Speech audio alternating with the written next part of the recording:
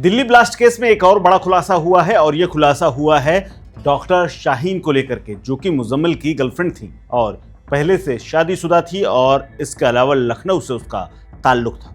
दरअसल Delhi blast case में खुलासा ये हुआ है कि एनआईए की जांच के बाद ये चीज सामने आई है कि मुख्य आरोपियों में से एक डॉक्टर शाहीन शाहिद अल फलाह यूनिवर्सिटी फरीदाबाद की जो सर्जन थी, जिसे डॉक्टर सर्जन के नाम से भी जाना जाता था, उसने 25 सितंबर 2025 को एक सिल्वर कलर की मारुति सुजुकी की ब्रीजा कार खरीदी थी, वो भी ब्लास्ट के ठीक 1.5 महीने पहले। यानी उनकी पुरानी कार ब्लास्ट में इस्तेमाल होने वाली थी। खास बात यह है कि इस कार को खरीदते वक्त पूरी पेमेंट कैश में की गई थी, जो कि आतंकी फंडिंग के एंगल को और मजबूत कर रही है।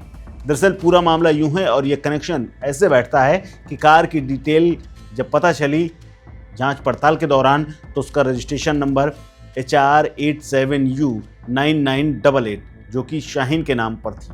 खरीदते वक्त डॉक्टर मुजम्मिल शकील, जो कि शाहीन का बॉयफ्रेंड बताया जाता है और वो भी अल फलाह यूनिवर्सिटी से जुड़ा हुआ था, उसके साथ बाकायदा खरीदते वक्त बड़ी सी चाबी लेकर के फोटो भी खिंचाई गई थी और गुलदस्ते भी एक दूसरे को दिए गए थे। उनकी फोटो शोरूम के सामने से आई, जहां दोनों कार के सामने पोज दे रहे हैं। ये कार 32 संदिग्ध गाड़ियों में से एक थी, जिसकी तलाश एनआईए और तमाम एजेंसियों की थी।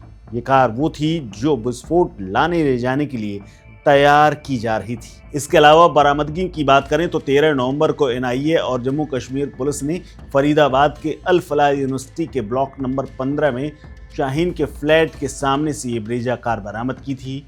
इसकी तलाश पहले से थी। इसके अलावा इको स्पोर्ट कार जो कि लाल कलर की थी, वो भी एक फार्म हाउस में मिली थी। इन दोनों कारों के मिलने के बाद बम निरोधक दस्ता मौके पर पहुंचा था। उसने चेक किया, लेकिन कोई विस्फोटक इनमें नहीं मिला था।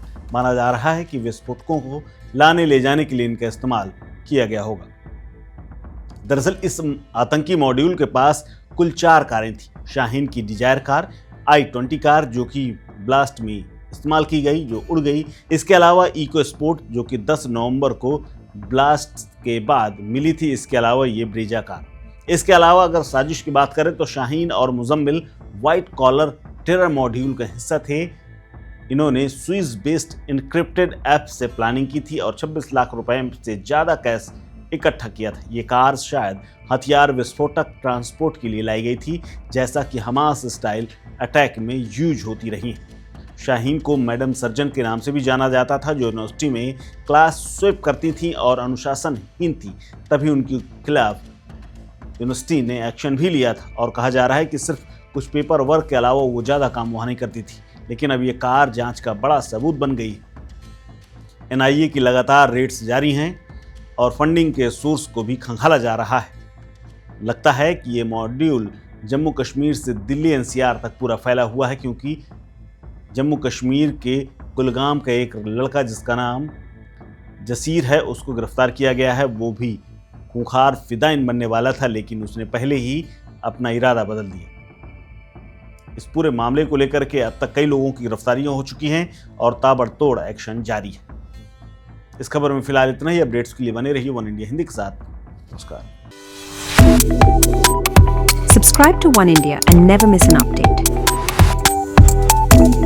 Download the One India app now.